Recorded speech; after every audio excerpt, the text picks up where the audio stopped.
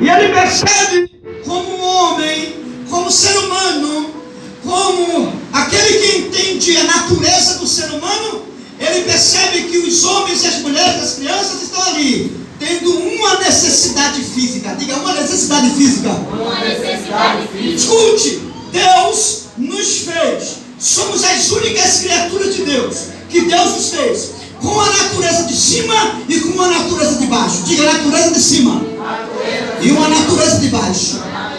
E ele, como Deus humanizado, ele sabe que nós não precisamos apenas nos alimentar da palavra de Deus que sai da boca dele, mas também temos necessidade física. Então, com entendimento, como homem, ele olha para as pessoas e vê que elas precisam comer e beber. Diga, comer e beber. Comer e beber.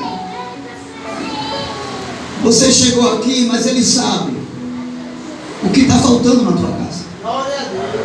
Ele sabe qual é a área da minha e da sua vida que você está precisando de uma provisão divina, mas de uma provisão física também. Eu quero transferir uma bênção no âmbito do mundo físico para a tua vida hoje aqui. Porque Deus não opera só no mundo espiritual. Diga, Deus não opera só no mundo espiritual. Ele também opera no mundo físico. Tem uma bênção de provisão chegando para você. A mão de Deus vai conduzir essa bênção que no mundo físico não existe, mas vai passar a existir. Escute, ela já existe, mas existe de forma muito pequena. Ela existe de forma muito medíocre. É pouco, é muito pouco, é quase que alguém não consegue enxergar. Mas do pouco que existe, Deus vai fazer algo muito grande para a glória dele. Acredite nisso. O texto vai dizer que Jesus vê e ele se compadece. Ele tem compaixão. Ele não é o Deus apenas que vê como Deus, mas ele vê como homem também. Escute, não foi por desperdício, por acaso, que ele, ensinando e estabelecendo um dos mandamentos que a priori, dos 10 ou dos 365 mandamentos que existem na Torá, não foi à toa que ele resumiu no único, dizendo: amarás o Senhor teu Deus de todo o teu coração, com todas as tuas forças, de todo o teu entendimento, e depois amarás o teu próximo como a ti mesmo. É tão forte o que Jesus faz, a observação de Deus a respeito do nosso relacionamento com pessoas, que o mandamento tem apenas 4 níveis de relacionamento com Deus e 6 a nível de relacionamento para pessoa. Porque ele sabe que há uma necessidade física no homem, que é necessário ser suprida. E para ser suprida, não existe apenas a mão de Deus aí, a parte de Deus aí, existe também a minha parte a ser feita. O que você está dizendo? O milagre não depende apenas da mão de Deus, depende também da minha pessoa, porque eu e você somos o agente do milagre. Às vezes a gente espiritualiza tudo muito e diz: só Deus pode fazer isso. É verdade. Tem situações, minha pastora, meu pastor, que só a mão de Deus para fazer. Só que você não pode generalizar tudo, porque tem coisas, e à luz desse texto nós vamos observar que Jesus buscou alguma coisa para do pouco fazer muito e trazer uma provisão física. E ele pergunta a quem está do seu lado, esteja Filipe, e pergunta: vocês têm alguma coisa para comer, para dar de comer a essa multidão?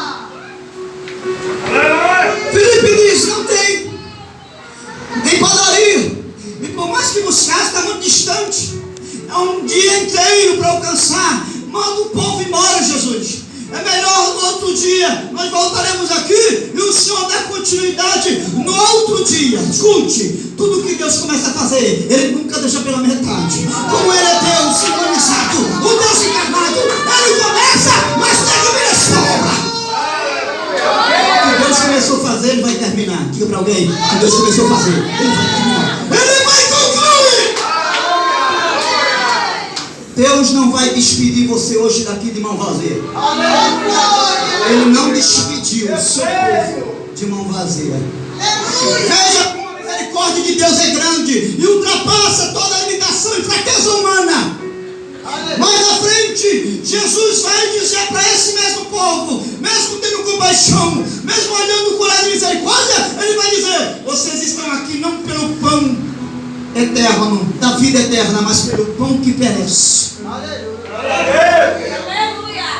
E Ele observa e faz essa advertência: não busquem e não lutem pelo pão que perece, mas pelo pão da vida eterna. Escute, existem duas classes de pessoas aqui. Existem os seguidores que buscam poder. Diga poder.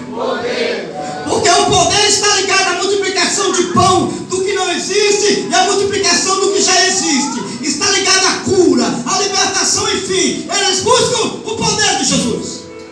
Mas existe uma outra classe de pessoas que chamam-se discípulos, que não buscam poder, mas buscam comunhão. Diga, buscam comunhão. Eu sei que a necessidade extrema às vezes nos leva a buscar e colocar os olhos naquilo que muito estamos precisando, nas provisões daqui. Ele entende e sabe que somos falhos e tiramos os nossos olhos do vertical, do alto, e colocamos os nossos olhos na horizontal. Mas escute, Deus tem uma proposta para mim e uma proposta para você, para multiplicar aquilo que está muito pouco na sua vida. Qual é a proposta, pastor? A proposta que Deus tem é: se você decide estar aqui para buscar alguma coisa daqui, ou a provisão que vem do céu, ou seja, você vem buscar poder ou comunhão. Se você vem buscar poder, poder não gera comunhão. Mas se você vem buscar comunhão, a comunhão gera poder e gera tudo que você precisa.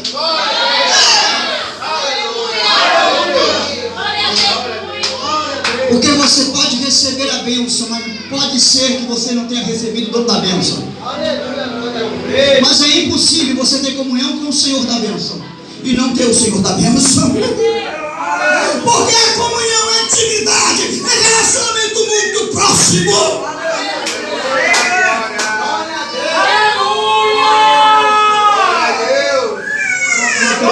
Hoje aqui buscar comunhão, intimidade com Deus. Se você colocar seus olhos na vertical, Deus, eu proponho no meu coração buscar comunhão, porque da comunhão vai vir a provisão. Bendito seja Deus. Aleluia. Aleluia.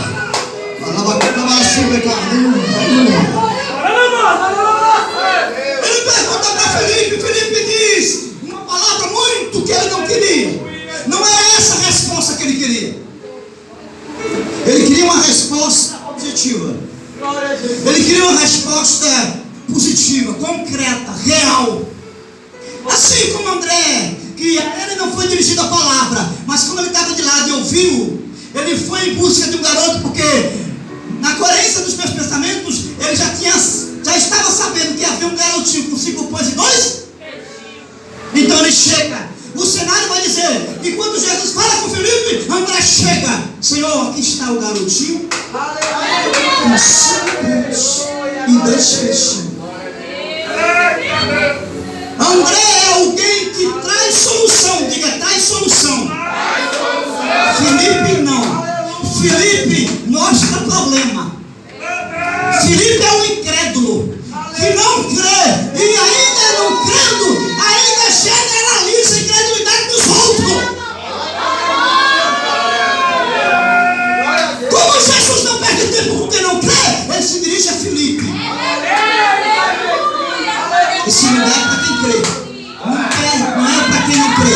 Ou você crê, ou você não crê. O milagre é para quem crê. Aleluia. Escute. Mesmo André, com muita precisão, trazendo a resposta que Jesus queria. Que às vezes Jesus pergunta alguma coisa a gente faz feito Filipe. Além de não ter aquilo que Jesus quer, fica atravessado no meio do caminho, cheio de dúvida. Diga o que você quer definitivamente para Jesus. Não fique arrudando dizendo, eu não sei, seja lá o que Deus quiser. Seja lá o que Deus quiser, coisa nenhuma. Ele quer que você saiba o que você quer.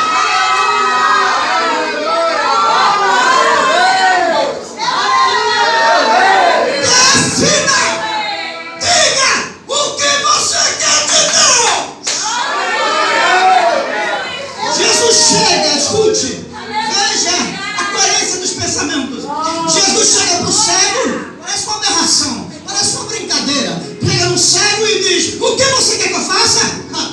Parece uma brincadeira, o senhor está coçando na minha cara. O senhor sabe que eu estou cego.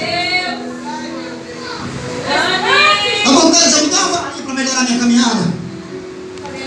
Parece que Jesus estava sendo grosso. Mas ele pergunta porque tem prazer de ter uma relação com você. Ele quer saber de você. Diga o que você quer, cego. E o cego não perde tempo. Ele diz: eu não sei. Deixa eu pensar. Se eu começar a ver, vou sair dessa situação, mas vai ter essa outra complicação. O cego não arrudeia. O cego não faz feito o paralítico de Betesda. E Jesus pergunta: o que você quer que eu faça? E ele começa a explicar o porquê ele está ali. Ah, Senhor, faz muito tempo que eu estou aqui e eu não tenho ninguém a meu favor. O senhor sabe, né? Deixa eu contar lá do início. E quando ele está fazendo isso, parece que eu vejo na coerência dos meus pensamentos, Jesus olhando para ele e dizendo: bobo, você está perdendo tempo. O tempo está passando e você está deixando de receber o que já era para ter recebido há muito tempo.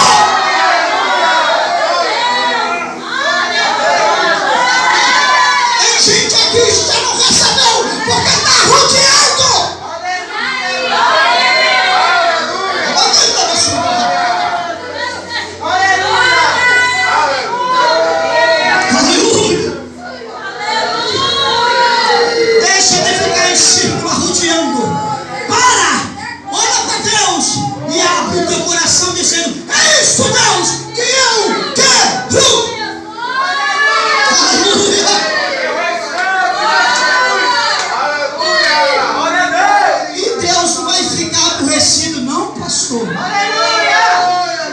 Isso não é demais para o soberano de Israel?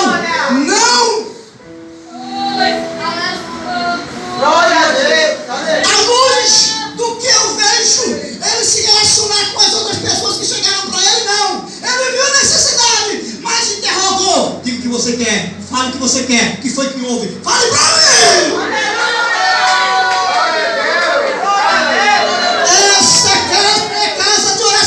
Mas é casa de oração respondida. Aleluia! Bendito seja Deus. Glória a Deus. Aleluia. Quando André apresenta os 5 pães e 2 peixinhos, o mesmo que trouxe a solução e o que Jesus queria, foi incrédulo. Diga, foi incrédulo. A ponto de dizer, veja, ele estava com a solução na mão dele, a resposta que Jesus queria, mas foi incrédulo a ponto de dizer: mas o que é isso para uma multidão de gente como essa? Não entendeu? Vai entender agora. Tem muita gente seguindo Jesus faz tempo, mas está incrédulo em relação ao que Jesus pode fazer. Uma coisa pouca. A gente cria se tivesse já alguma coisa muito que superasse as nossas expectativas. Mas como é algo pouco, que na visão humana não dá para nada, a gente se torna incrédulo na presença de Deus. Mas não te esquece, Deus não perde tempo com o incrédulo. Ele conta com quem acredita. Quem se lembra quando Moisés manda 12 espias lá em Jericó? Está lembrado dessa passagem? Ele manda 12. Sabe por que ele manda 12? Porque não tem um discernimento espiritual que Jesus tem. Jesus é caminhado em direção a Jerusalém. Ele para e dá os 12. E diz: vão 2 de vocês e busquem filho de uma jumenta, porque eu preciso entrar em Jerusalém montado como filho de uma jumenta. Eu preciso apenas de 2 homens. Sabe por que Jesus não manda os 12? Porque ele tem o discernimento que Moisés não tem. Ele não perde tempo com o incrédulo. Está pensando que Jesus é Moisés? Jesus é o Deus encarnado. Aleluia.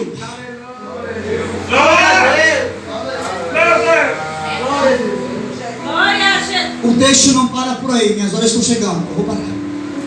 Glória a Deus. Aleluia. Glória a Deus. André chega com quem? Diga, com o menino. Um menino que ninguém dava nada por ele. Ninguém nem sonhava que através de um garotinho com 5 pães e 2 peixinhos ia fazer parte de um contexto, de uma narrativa histórica no tempo e no espaço, onde em pleno século 2000, século 21, nós estamos aqui trazendo à memória uma ação tão pequena e única ação, mas que marcou a história desse menino, que nunca mais passou as páginas à frente o seu nome, tampouco disse o seu nome, mas uma única atitude marcou a vida e a história dessa criança. Escute aqui, não é por fazer muita coisa que você vai marcar a sua história, porque fazer todo mundo faz, pastor. Pastor Leandro, fazer todo mundo faz, mas nem todo mundo faz como deveria fazer. Diga, fazer todo mundo faz, mas nem todo mundo faz como deveria fazer. E essa criança é registrada nos registros santos das Escrituras. Deus quer marcar a sua história. Mas sabe por que a história dessa criança foi marcada? Porque ele tem 5 pãezinhos. Não é uma padaria. São 2 peixinhos. Mas não segurou o pouco que tinha para entregar na mão de Jesus. Não sei se você entendeu. A prosperidade só vai vir. A multiplicação só vai chegar quando você abre mão do pouco que você tem, meu querido.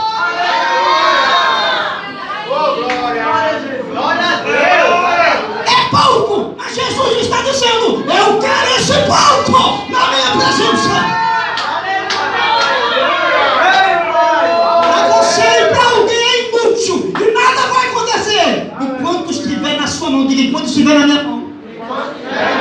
O pouco que eu tenho não vai dar em nada, mas o pouco que eu tenho nas mãos do meu Senhor, aleluia, vai trazer abundância para mim e para a multidão.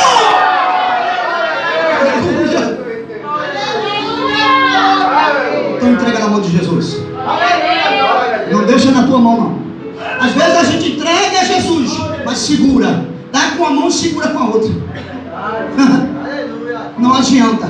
Tem que entregar, se despojar, lançar na mão daquele que pode fazer do pouco o muito. Detalhe, para o milagre da multiplicação acontecer, tinha que ter alguma coisa. Pouco, mas tem que ter alguma coisa. Pergunta ao seu irmão: trouxe o que para apresentar Jesus?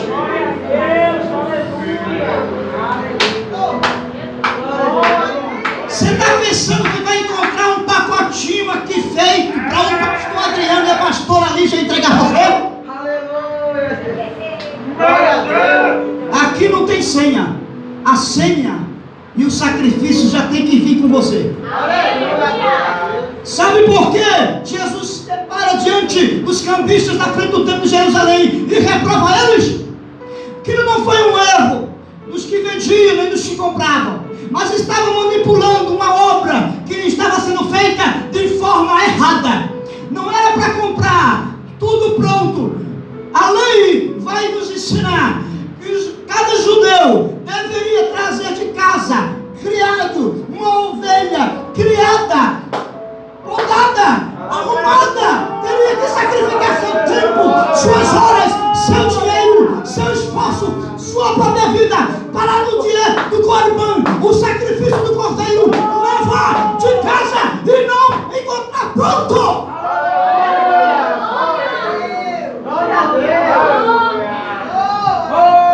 O sacrifício já tem que vir com você de casa.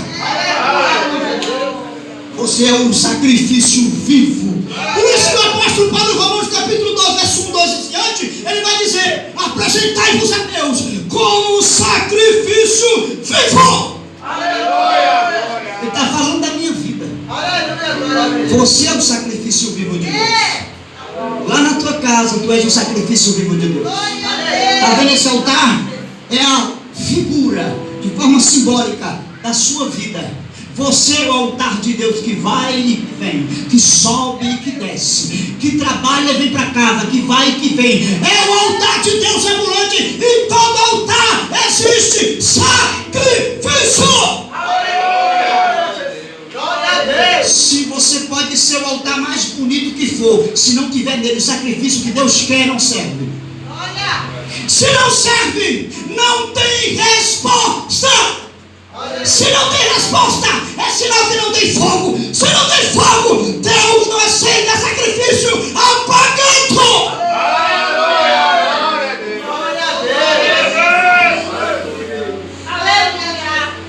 Oh, aleluia. Mas oxalá que hoje saímos daqui com o altar prontos e fumegando, porque o fogo não pode se apagar. Ele tem que ser dia e noite.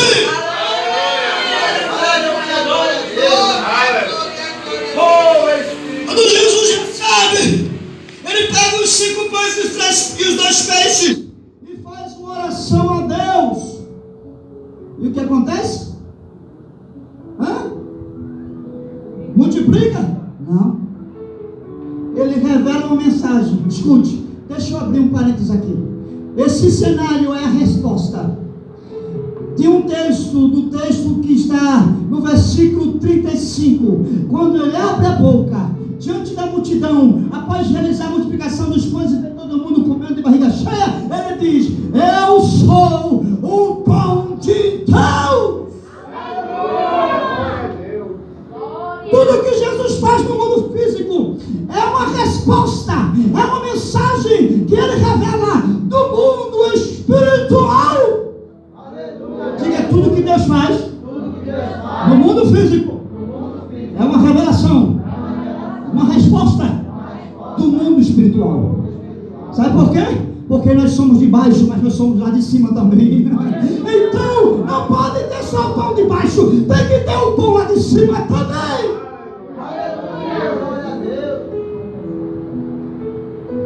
Ele ora e dá graças ao Pai, e depois vem a multiplicar.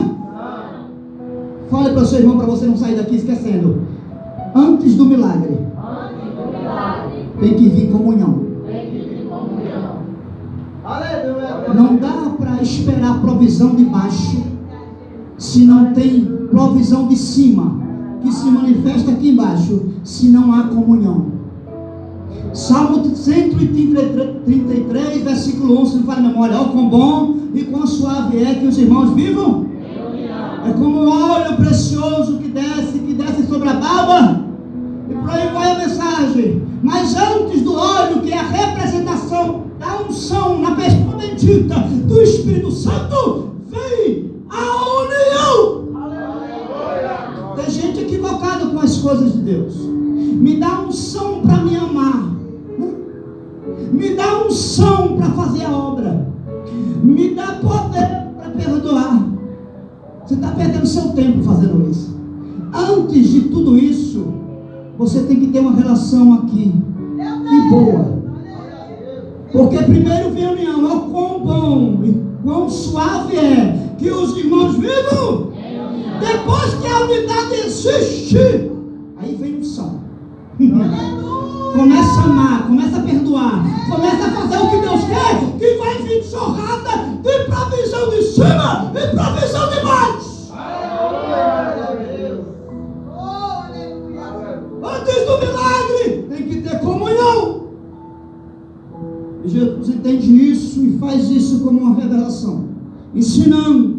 Algumas coisas os discípulos conseguem entender, mas a maioria não entende um lado humano das coisas, superficial das coisas, porque nós naturalmente somos assim.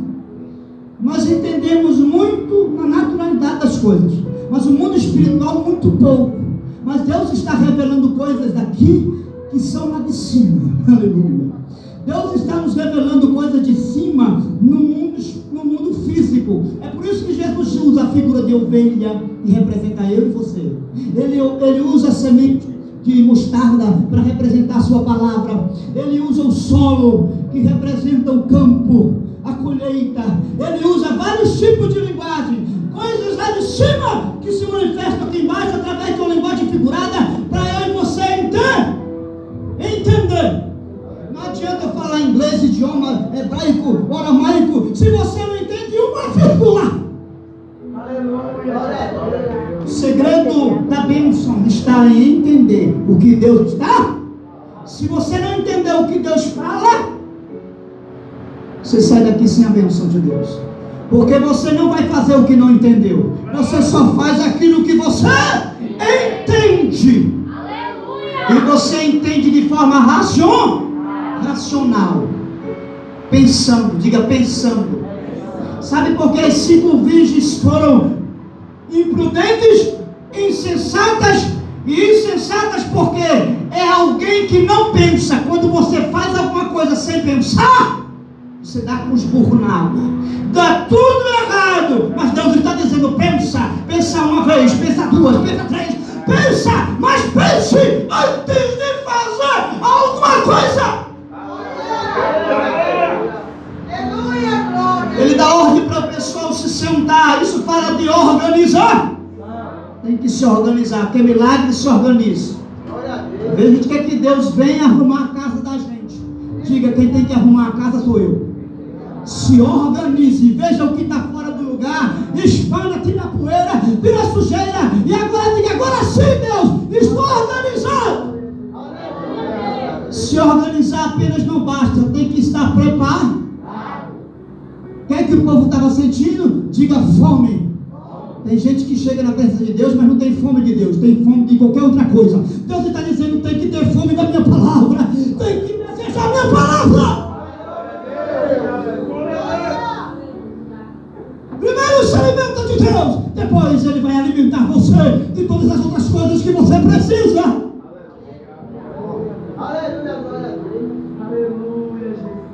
Eu estou fechando a Bíblia. Escute. A Bíblia vai dizer que sobraram 12 cestos de pães. Diga 12 cestos de pães. Mas o texto não vai dizer que ficou com os discípulos. Os cestos de pães foram voltados para as mãos da criança. Porque quem foi que entregou os pães? Deus não é Deus injusto. Ele não vai desviar aquilo que é seu para ninguém. Nem fica preocupado. Tudo que você plantou é você mesmo, filho. Quem vai comer, e vai colher em abundância. Aleluia. Estou finalizando, meus pastores. Escute, a lei. Dá uma lidinha lá em Levítico e Deuteronômio. Precisamente no livro de Levítico. Leia com precisão. Pastor, capítulo e versículo. Eu não vou deixar para ninguém. Leia a Bíblia. Diga para o irmão. Leia a Bíblia. Ah, muito bem. Levítico vai dizer que Deus ordena na lei. Quando Moisés levanta o tabernáculo, Deus diz, Moisés, diga às 12 tribos de Israel que a mesa da preposição que antecede a mesa do incensário, que é a mesa que está de frente parte do Santo dos Santos. Digam as 12 tribos que não pode faltar farinha sem fermento para fazer e renovar os 12 pães que simbolizam as 12 tribos de Israel. Se vocês tribos que der, não vale. Tem que ser as 12 tribos. Por quê? Porque o corpo de Cristo não é só braço, não é só perna, é inteiro. Por isso que quando Deus traz algo para alguém, é para todo mundo comer. Não fica jogando a batata quente porque não, acho que foi para tu, pega aí. Foi para tu, pega aí. Coisa nenhuma. Deus não desperdiça tempo e nem pessoas. Ele manda um quente para todo mundo. Deixa eu terminar, meus pastores. Deus está dizendo: não pode faltar pão na minha mesa. Porque se faltar pão na minha mesa, vai faltar pão na mesa das 12 tribos de Israel também. Então a regra única é para todo mundo: se não faltar pão na minha mesa, não vai faltar pão na mesa do povo da tribo de Israel. Glória a Deus. Glória a Deus. Fique de pé, por gentileza. Glória a Deus. Oh, aleluia. Levanta a tua mão direita.